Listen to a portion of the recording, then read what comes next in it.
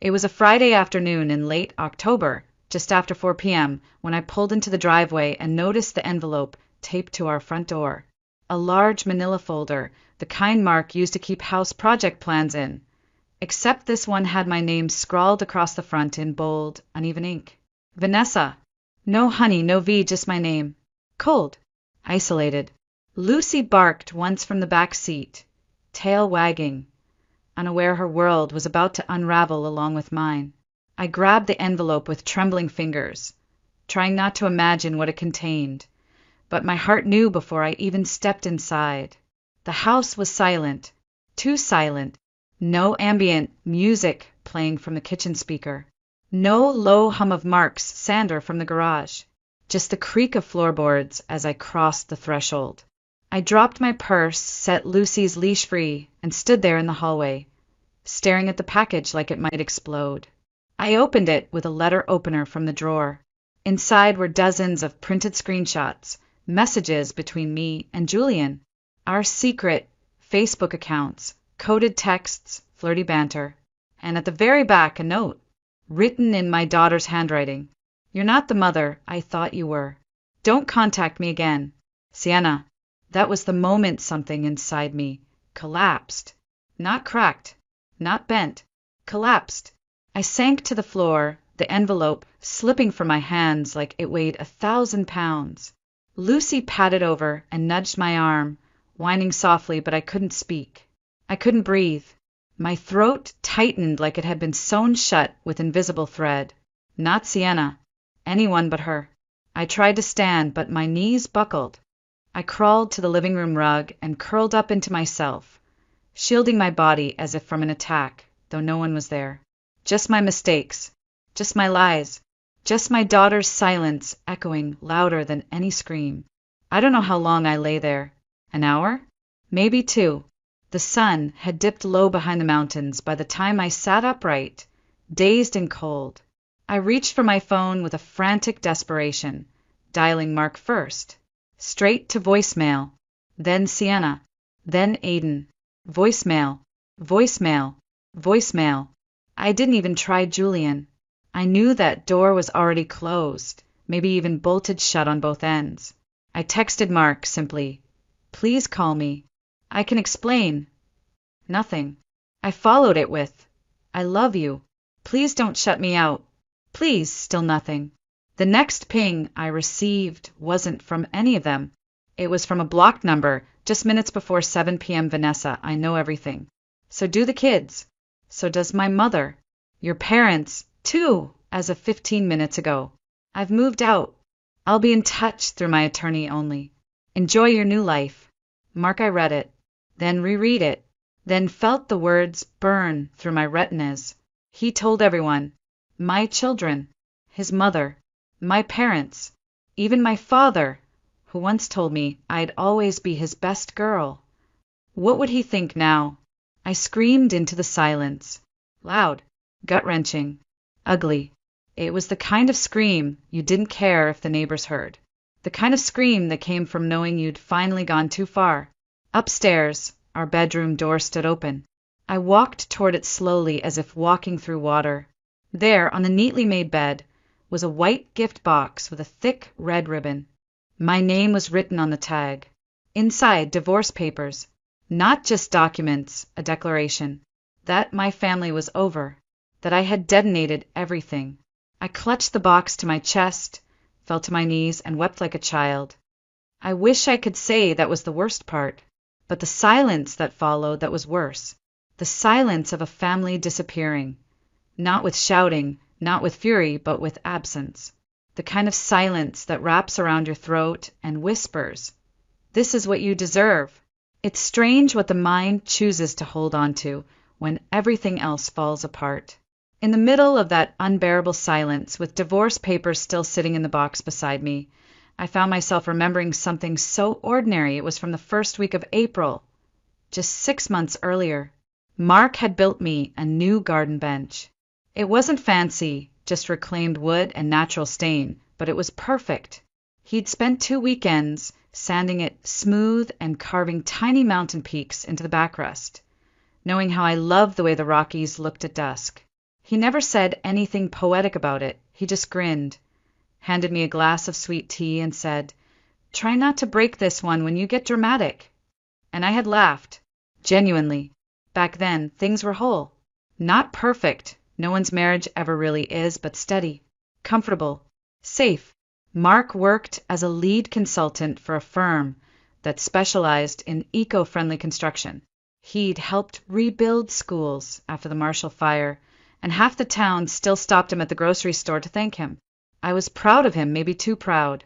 Somewhere along the way, I stopped thinking he could ever be vulnerable or hurt.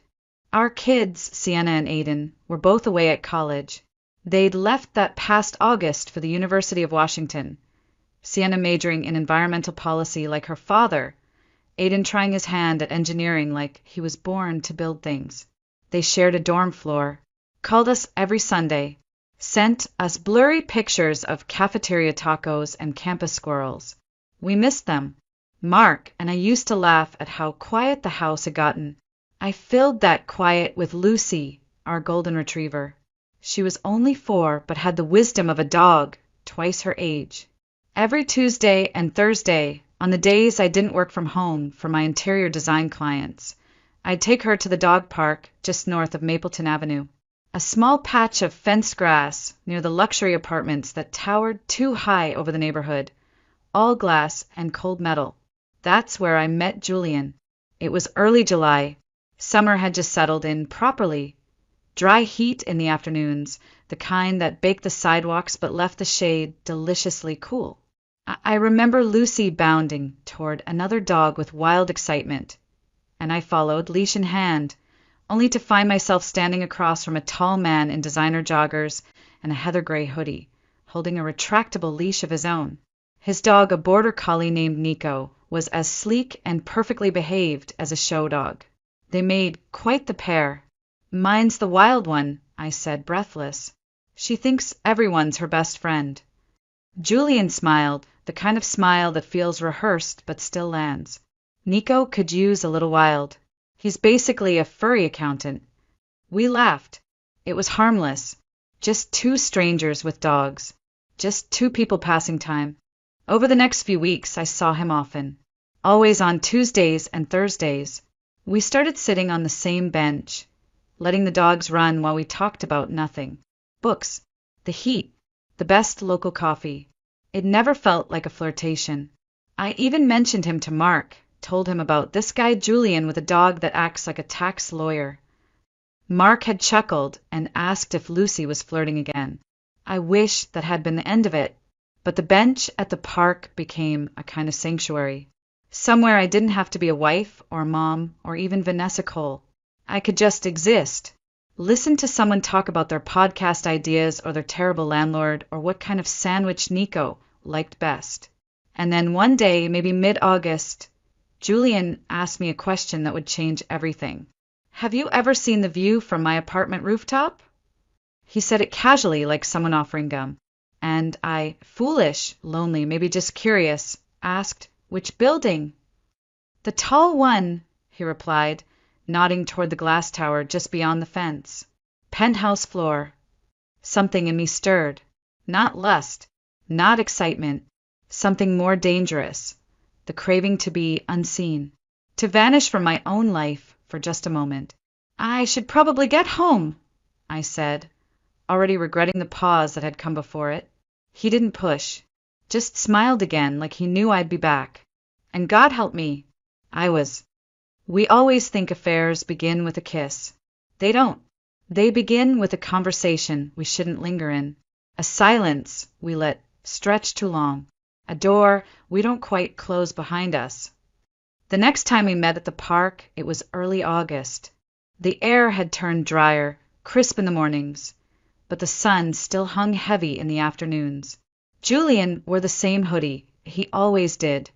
Gray, with a faded logo I never bothered to read. I wore Mark's flannel, the sleeves rolled twice, my hair tied up in a bun I hadn't refreshed since breakfast. We were sitting on the bench again, Lucy sprawled at my feet, Nico obedient as ever by Julian's side. I remember he handed me a cold bottle of water, unopened. "You looked flushed," he said. That shouldn't have meant anything. But it did. It felt like someone noticing me, not just seeing me, but registering me. And that was the first line I crossed, quietly without realizing. The second came later that week. It was Thursday, August 10th. I remember the date because it was the same day Mark sent me a photo of a new custom table he was building for a client, one with a hidden drawer. For secrets, he joked. I didn't laugh. I didn't reply for 2 hours. That morning, Julian had waited near the far gate of the dog park instead of sitting. He waved me over. Hey, random, he said. Want to see something cool? I should have said no, but I followed him, Lucy trotting ahead as if she already knew the path. We walked just 2 blocks to his apartment building, a towering, modern slab of steel and glass, a contrast to the warm timber of my home. Come up for 5 minutes, Julian said. You've got to see the city from up here. The elevator ride was quiet. I kept telling myself I wasn't doing anything wrong. I was just being curious, just being neighborly, just being stupid. His apartment was pristine. White counters, chrome fixtures, glass doors that opened onto a balcony with a view so sweeping it looked fake. I stood there, speechless. Julian offered to take a photo of Lucy against the backdrop of the mountains. I handed him my phone. Afterward, he showed me around, kitchen, study, bedroom. Everything curated. Clean. Not lived in. I stayed exactly 11 minutes. When I got home, I said nothing to Mark. But I made his favorite lemon chicken that night, lit a candle, played old jazz while we ate. He looked up once during dinner and smiled. What's the occasion? Just Thursday, I replied. That was the moment I began cheating. Not physically, not yet, but spiritually, mentally, I had stepped into another life, and the door behind me didn't close. In the weeks that followed, things escalated fast. Julian texted me often, through our fake names, Eva and Jack. Just playful messages at first, then longer, more suggestive ones. Soon, he stopped texting and started inviting. Tuesdays, Thursdays, always when Mark was at work, always when Lucy needed her walk. The first time it happened, our first time, it was September 5th, a Tuesday. I remember it clearly because it rained that morning and I almost canceled. But Julian insisted, rain makes it cozy. I lied to Mark that day, told him I had an unexpected design consult in Denver. He kissed my cheek and handed me a thermos of coffee for the road. Julian didn't have coffee waiting. He had music playing, slow, deliberate, and wine open before noon. It was awkward, hesitant, then it wasn't. I didn't cry afterward. I didn't feel guilt, not then. What I felt was electricity, the rush of being someone else. Someone desired, chosen, unburdened by titles like wife or mother or Mrs. Cole. That night I came home early. I made Mark a steak dinner, watched his eyes soften as he told me about a difficult client. I nodded in all the right places, laughed when he needed me to, touched his hand across the table. We made love that night, and as terrible as it sounds, I was more attentive than I'd been in months. Mark didn't question it. He simply pulled me closer and whispered, I've missed you. And I closed my eyes and lied to his face. By the 3rd week of September, the affair had settled into a routine. Tuesdays and Thursdays, late mornings to early afternoons. I'd leave the house in workout clothes, leash Lucy, and text Mark something breezy like, taking her to the park, might swing by the co-op after. He always responded with a thumbs-up emoji or a quick drive safe. Never suspicion, never doubt. He trusted me completely, and that was the part that began to hurt. I remember one Thursday in particular, September 21st, Julian and I had just finished lunch in his apartment, the takeout containers still warm on the counter. We hadn't even put them away. I sat by the balcony door, staring out over the mountains, and he asked, Do you ever think about leaving? Leaving what? Your life. Starting fresh. You're too smart and too young to be caged. I laughed, not because it was funny, but because it was absurd. I'm not caged, Julian. I chose this life. I built it. Yeah, he said, stepping closer, his voice lowering. But are you still in love with it? I didn't answer. I didn't know how. That night, I brought home sunflowers from the market. Mark was sanding a bench in the garage when I arrived. I kissed his cheek, handed him the bouquet, and said, "Just because." He looked at me for a moment, really looked and smiled. But there was something in his eyes I hadn't seen before. Not warmth, not suspicion, something colder, calculating. I told myself I imagined it. The first real shift came the following week. Mark stopped texting during the day. No more mid-morning updates. No check-ins about dinner. Just silence.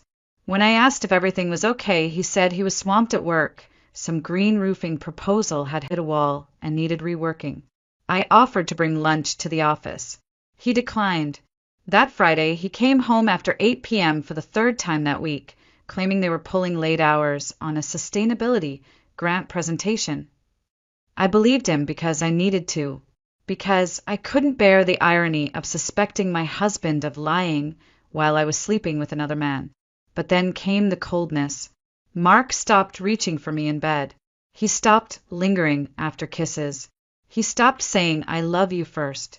It wasn't dramatic, just quieter, emptier, like someone slowly backing out of a room without shutting the door behind them. And still I kept going to Julian, because in that silence I panicked. I clung harder. I played the doting wife even more. I cleaned the house obsessively, cooked elaborate meals I didn't eat, left sticky notes in Mark's briefcase with reminders like "You're amazing" and "Dinner's your favorite tonight." It was love bombing.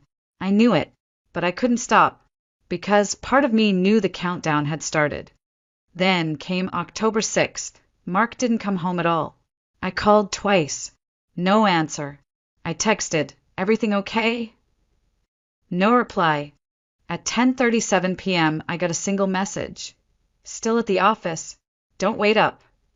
I didn't sleep that night. Not because I thought he was cheating. I would have deserved that, but because I knew something was happening behind the curtain. A shift. A pulling away.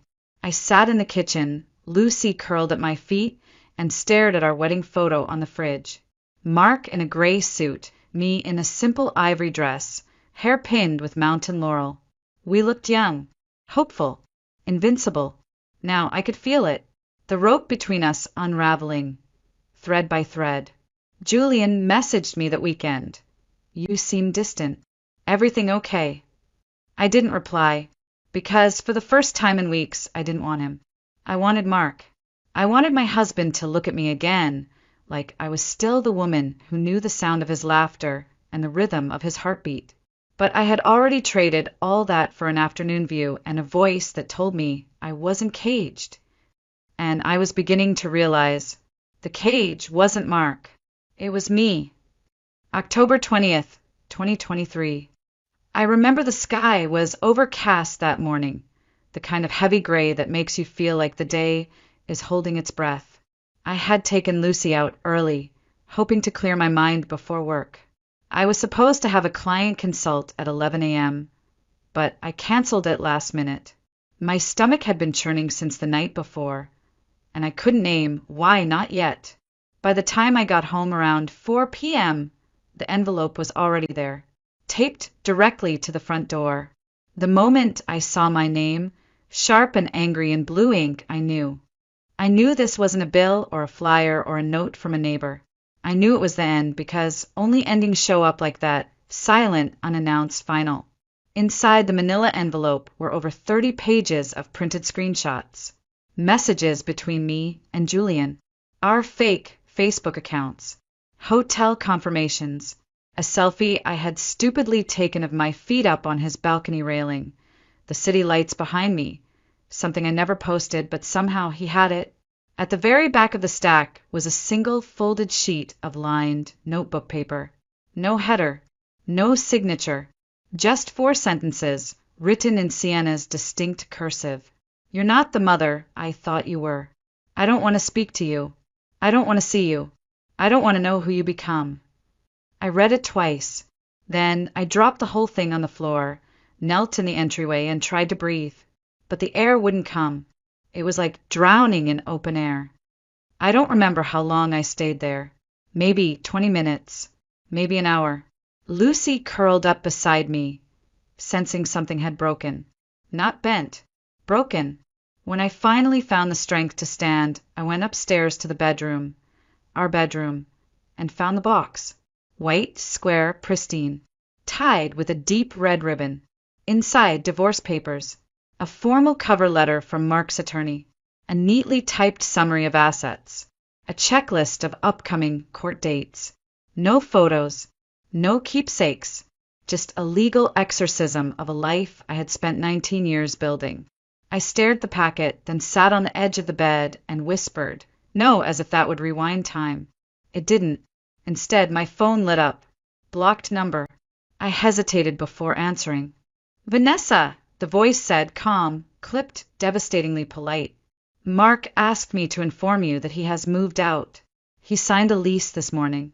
You'll be hearing from our office next week. Please do not attempt direct contact. I stammered, wait, he's okay? Please, just tell me he's okay. I'm not authorized to discuss anything personal, ma'am. But I can confirm that both of your children are aware of the situation, as are your parents. My knees gave out. I barely made it to the floor before the tears came. I tried calling Mark. No answer. I tried texting, please talk to me. Please tell me what you need me to do. Nothing. I called Sienna, then Aiden. Straight to voicemail. I left messages, choking, pathetic messages, promising them everything. Explanations, apologies, silence, whatever they needed. Then, finally, came a text. From Mark. I know everything. So do the kids. So does my family. Your parents, too, as of 15 minutes ago. I've moved out.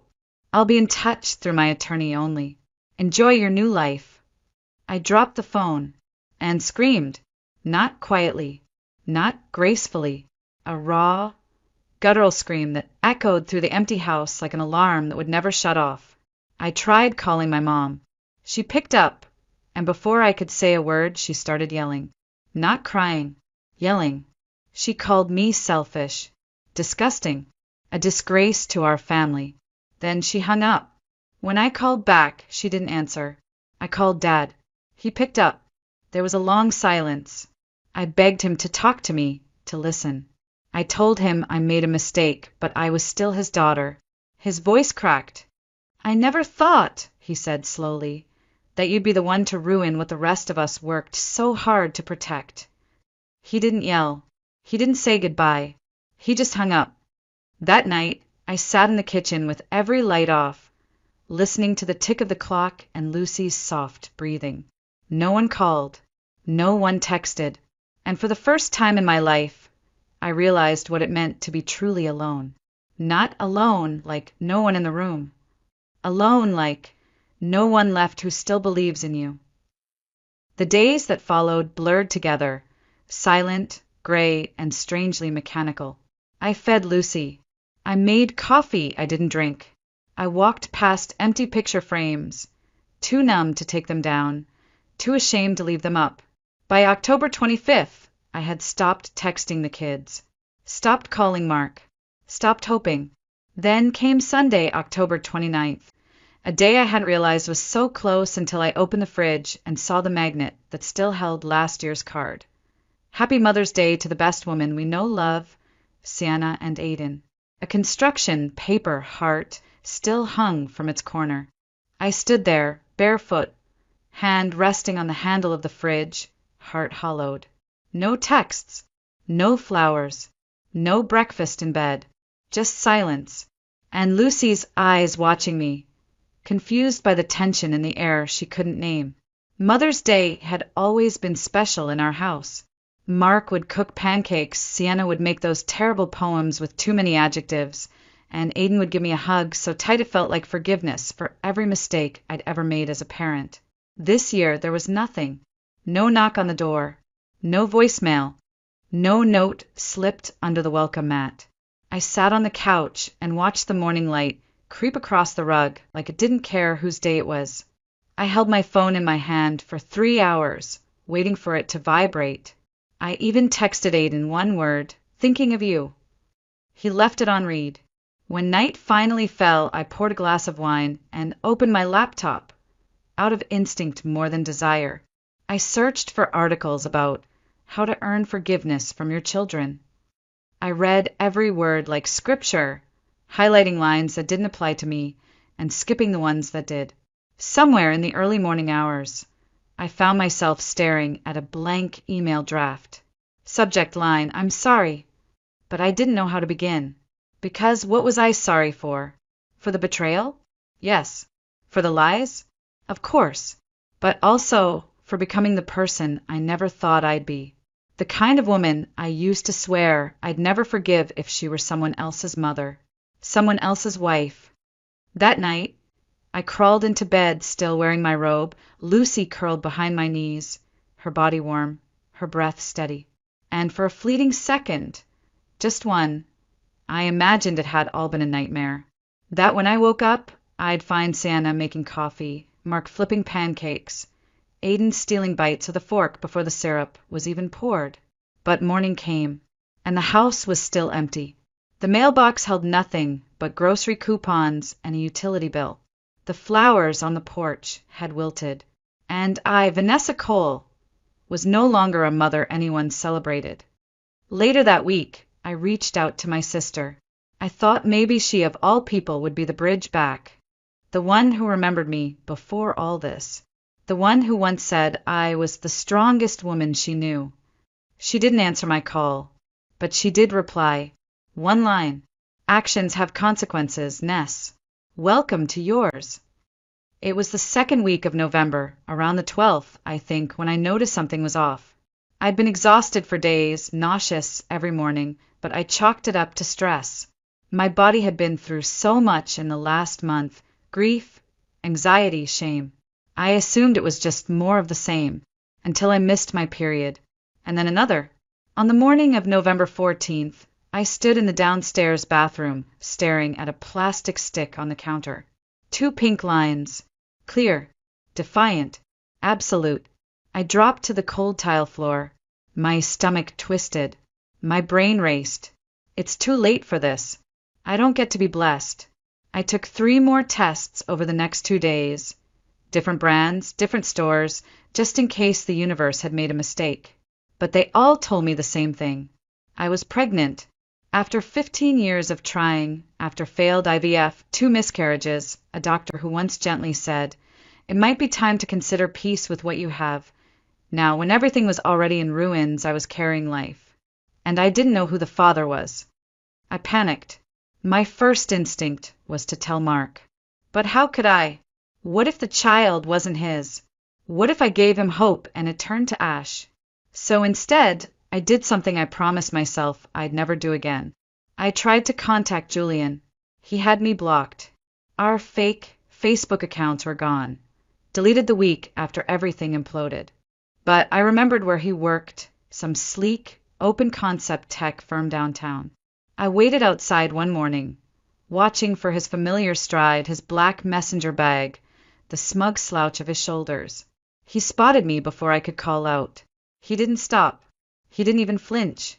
I followed him halfway up the block before he turned and hissed, "What the hell are you doing here?" I told him I was pregnant.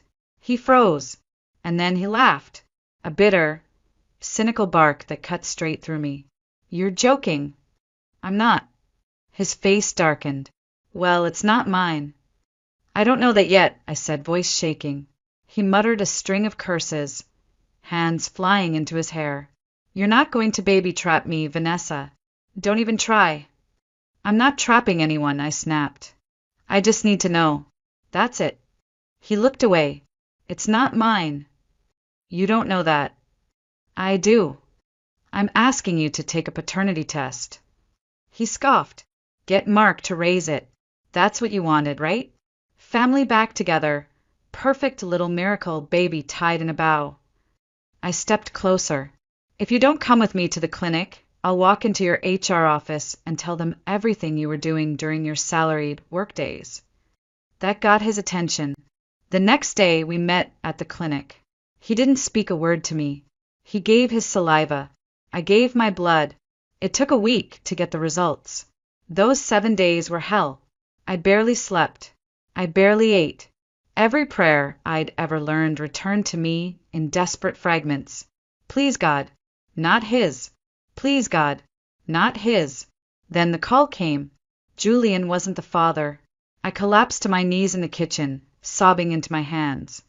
And for the first time in weeks, I whispered a thank you to the silence. Mark still had me blocked. I didn't even know where he was living. I sent Sienna and Aiden a single message. I have something important to tell you. Please call. Sienna replied first. What is it? I'll tell you both at the same time. That evening, we had a three-way call. My voice trembled as I said it. I'm pregnant. It's your father's child. Silence. Then Sienna said, no, it's his child. That guy. The one you destroyed our family for. It's not, I said. I had the test. Julian isn't the father. Sure, Aiden muttered. Because you say so. No, I said. I had it done at a lab. I have the paperwork. Neither believed me. You're trying to trap Dad, Sienna said coldly.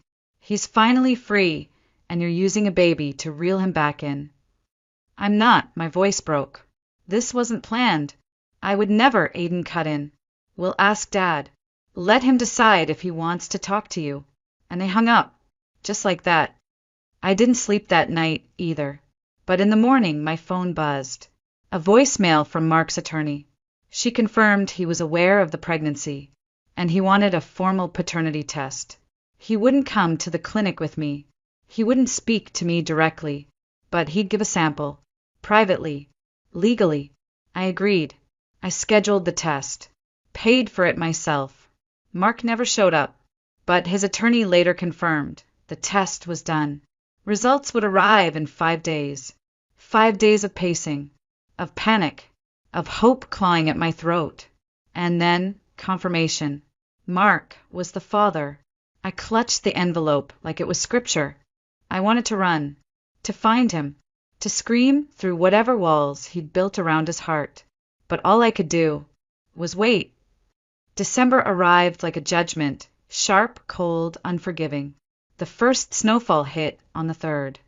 I remember watching it from the kitchen window as flakes drifted silently past the empty wind chimes. I used to love snow. Mark would build ridiculous igloos in the backyard with Aiden. Sienna would beg to decorate the porch with string lights before Thanksgiving even ended. Winter used to mean warmth. Now it felt like punishment. On December 5th, I received a certified letter from Mark's attorney. It was official. He was proceeding with the divorce. Despite the confirmed paternity, despite everything I'd said, everything I'd promised, he was cutting all legal ties. Clean, surgical, final. The letter was polite, emotionless, just like the man I'd once called my home. But what broke me, what truly shattered me, was the court date. December 19th, the week before Christmas. We used to have a tradition, Mark, the kids, and I. We'd open one gift on the 19th every year, a silly thing, something small. Socks, candy, a shared inside joke. We called it Just Because Day. It wasn't even about the holiday. It was about love. Now it was the date I would sign my family away. I called his attorney's office 3 times that week. Not to contest the divorce, no. I had accepted that part. I just wanted one conversation with him. Just one moment to explain, to apologize out loud, without papers between us. Each time I was denied. The only response I got was through email. Mr. Cole is not open to direct contact. All communications must go through this office. I wrote him a letter anyway. Handwritten. 6 pages. I didn't beg. I didn't grovel. I just told him the truth. About the emptiness, the self-doubt, the longing to feel alive, the sickness I felt now every time I thought of Julian's name. I told him about the baby, about how I had wanted this child for so long, but never like this, never through betrayal. I ended the letter with, You don't have to forgive me. You don't even have to see me again. But please know this baby is yours. And so is my deepest regret. I never got a reply. December 19th came. I wore black, not because it was formal, but because it felt like a funeral. The courthouse was nearly empty, just a few clerks, a sleepy security guard, and us on opposite ends of a sterile hallway. Mark didn't look at me. Not once. When we entered the mediation room, he sat straight, eyes fixed forward, face carved from stone. The lawyer spoke, we signed, and just like that, it was done. 17 minutes. 19 years. Gone. At the end of the meeting, I asked to speak with him. Just briefly. In private. He nodded, finally. We stepped into an empty side room. The door clicked shut behind us. I turned to him, heart pounding. Thank you, I whispered. For what? He asked, voice flat. For being there. For helping me raise Sienna and Aiden. For giving me this child, even if his voice cut through mine. This child deserves better than what you gave the rest of us. I nodded. I had no defense. He stared at me for a long moment, then said, I don't hate you, Vanessa. I just don't know you anymore, and I don't want to. I didn't cry. Not until he left the room. Not until I was truly, fully alone. By Christmas, the house was half empty. Mark took his tools, his books, the framed photograph of the kids at Lake Dillon. The kids stayed with him for the holiday. They didn't call. No presents. No cards. No carols. Just snow outside the window and a stack of unopened baby onesies in the corner. I told myself to be strong for the baby, but I was drowning in silence, and no one was reaching in to pull me out. January 26th, 2024. The day my son was born. It was snowing again, thicker this time, relentless. The kind of storm that makes everything feel suspended, like the world has stopped breathing for a moment just to witness something sacred. Or tragic. My water broke at 2:43 a.m. I was alone. No one to wake. No bag packed. No hand to squeeze. Just me and Lucy, who stood in the hallway, tail stiff, as if she knew something monumental had just shifted. I drove myself to the hospital. Every contraction was a memory. Every mile was a confession. I didn't scream in labor. I didn't cry. I clenched my teeth and breathed through the pain, because pain by then had become familiar, predictable, even deserved. He was born at 6:21 a.m., 6 pounds, 7 ounces, healthy, quiet, wide-eyed, with Mark's chin and Aiden's exact eyebrows. I named him Nathaniel, meaning God has given. But in that quiet room under dim lights, surrounded by nurses who called me Mama and smiled like I was whole, I had never felt so broken. There were no visitors, no flowers, no one waiting to see him through the nursery glass. Just me, and a silence so thick it curled around my throat. That evening I texted the kids. He's here. His name is Nathaniel. I wanted you to know. No response for hours. Then, late that night, a single photo came through. Sienna holding Nathaniel, Aiden beside her, smiling weakly, and standing just behind them, out of focus but unmistakable, Mark. I stared at the photo for minutes, hands shaking. They had come, without telling me. They had visited my son without me. It was then that I realized they weren't returning because they forgave me. They weren't there for me at all. They were there for him. For Nathaniel. The next morning, the nurse said, Your daughter stopped by last night. She left this. It was a stuffed elephant, gray, worn around the ears, the same one Sienna had as a child. Tied to its ear was a note. He didn't ask to be born into this. He deserves everything good. I held the elephant close and tried not to cry, because I understood now. My family wasn't rebuilding itself around me. They were building a ring around my son without letting me in. And maybe that was what true consequence looked like. Not rage, not screaming, but being left out of the circle, even as it forms right in front of you. February bled into March like one long, sleepless day. The house no longer echoed. It whispered. Soft cries in the night, diaper changes, bottles warmed with shaky hands, and sometimes the sound of almost calling Mark, almost asking for help, almost pretending this wasn't all my fault. But I didn't call, and he didn't offer. Then, on a Friday morning in early March, March 8th, I think, there was a knock at the door. I froze. Lucy didn't bark. When I opened it, Mark stood there. No flowers, no apology, just a takeout bag in his hand and exhaustion in his eyes. I figured you hadn't eaten, he said. I moved aside. He stepped in. That was the first time we shared a meal since the divorce. We didn't talk about us. Not once. Just about Nathaniel, his sleep schedule, the formula brand that worked best, how he already curled his fists like Aiden used to when he got fussy. Mark stayed for 3 hours that night, and then he came back the next, and the next. By April it was routine. He'd come straight from work, hold the baby while I cooked, sometimes bring dinner himself. We'd trade off burping and diapers. He'd leave before midnight, always with the same words. Text me if he cries too long. But never once did he sleep over. Never once did he reach for my hand. And I didn't dare reach for his. People started noticing. My neighbor, Mrs. Callahan, asked if we were working things out. I smiled. We're co-parenting. Inside, I wanted to scream. I don't know what we're doing. I just don't want to lose the small piece of him I still have. Even the kids began to soften. Sienna would drop by after classes, bring little outfits, fold laundry while watching Nathaniel nap. Aiden helped install blackout curtains in the nursery. They never stayed long, but they came, and that, for me, was everything. Still, there were boundaries, unspoken but sharp. Mark never touched me unless it was to pass the baby. Sienna never called me Mom, unless Nathaniel was around. Aiden never asked how I was. I didn't push, because I knew this was grace, not reconciliation, not healing, just the barest thread between what I had and what I'd ruined.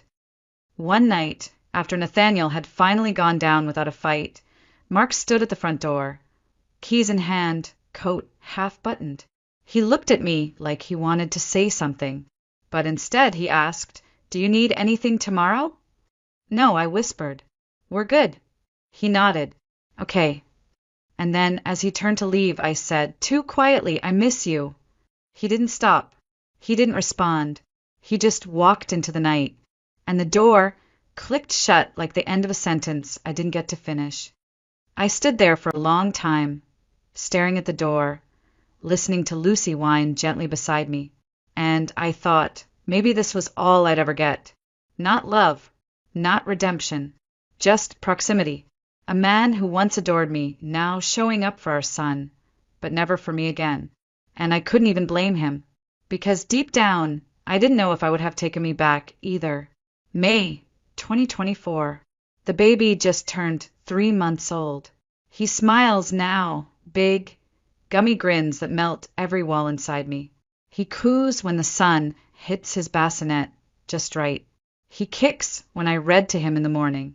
And sometimes when I whisper I'm sorry against his forehead, he falls asleep like he forgives me without knowing what I've done. Mark comes by most evenings, always punctual, always calm. But now he doesn't sit. He stays standing, feeds the baby, changes one diaper, then quietly leaves. His eyes are gentle with Nathaniel, not with me. We no longer talk about the past. We also never talk about the future. He's moved on. I can feel it in the way he brushes past me like I'm furniture, in the way his ring is gone and there's no indentation where it once was. I heard from a mutual friend last week. He's seeing someone, a woman from his office. Quiet, sweet, never married. She hasn't met Nathaniel yet, but she will, and I'll have to be okay with that. Sienna still calls once a week. She doesn't say, "I forgive you," but she lets me send her photos. She asks how Nathaniel's doing. She tells me when she has midterms. And once, just once, she texted, "You were still a good mom. You just weren't a good wife." I stared at that message for hours, because it was the closest thing to grace I'd been given. Aiden is slower to come around. He hasn't said much, but he drops off groceries once in a while, leaves them on the porch. No note, just enough to say, I haven't forgotten you exist. That's more than I deserve. And me? I've stopped waiting for redemption. Stopped fantasizing about waking up and finding everything back the way it was. I know that fantasy is just another way of running from the truth. The truth is, I broke something sacred. Not just a vow, not just a marriage. I broke the version of myself that was worthy of their love. And now I'm learning how to live with the woman who remains. It's not glamorous. It's not inspiring, but it's real. I take care of my son. I keep the house warm. I pay my bills. I wake up at 3 a.m. with a bottle in my hand and shame in my chest, and I still sing to him like I'm whole, because he deserves a mother who tries, even if I will never again be the wife Mark once believed in. To those who might stumble upon this story and think she deserved what she got, I won't argue. You're probably right. To those who say one mistake doesn't define a person, I wish that were true. But some mistakes don't just define you. They replace you. So if you're reading this and you're standing at the edge of a lie you haven't told yet, a temptation you haven't followed through on, a text you haven't sent, don't. Because there are some doors you open that never close again. And no matter how many lullabies you sing afterward, you'll never silence the sound of the one who walked away.